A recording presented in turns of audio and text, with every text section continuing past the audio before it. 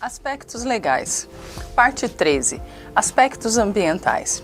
É importante a gente lembrar, pessoal, que toda empresa ela está inserida dentro de um entorno, ou seja, ela está inserida dentro de uma comunidade, de uma região. E toda empresa, independente do caráter dela, ela não precisa ser, por exemplo, uma empresa química, certo? Para estar gerando impactos no ambiente. E aí vale a gente reforçar o que a gente entende como ambiente quando a gente está falando de administração.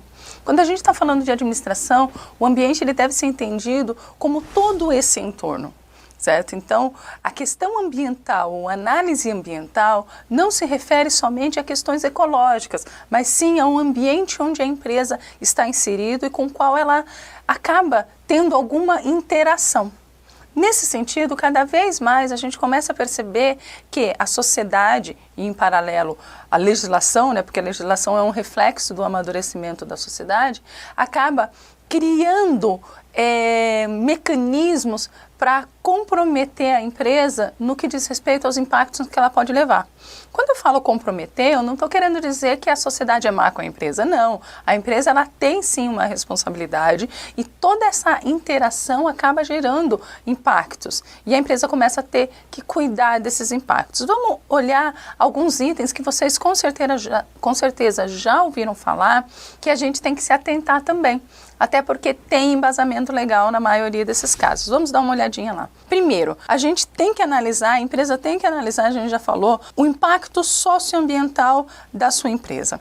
O que é isso? A empresa chega numa determinada região. Então tem toda a parte ambiental ecológica, que na nossa cabeça já é muito lógico, porque muito se fala, né? Então a gente tem aí todo um movimento de ecologia, Greenpeace e coisas por aí, né? Mas é fato que se é uma indústria química, uma indústria que seja, né, ela acaba tendo dejetos, ela acaba tendo uma série de resíduos que pode comprometer o ambiente. Essa é uma parte.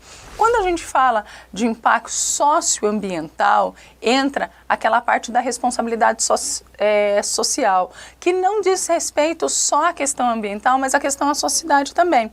Vou citar um exemplo que é bem complicado quando uma empresa entra numa comunidade e ela explora essa comunidade.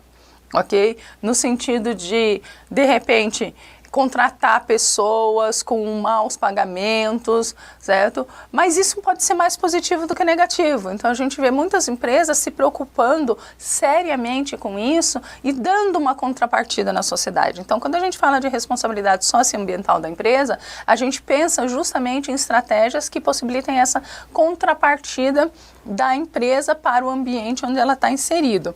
E finalmente existem algumas legislações específicas de cada área que eu tenho que me atentar.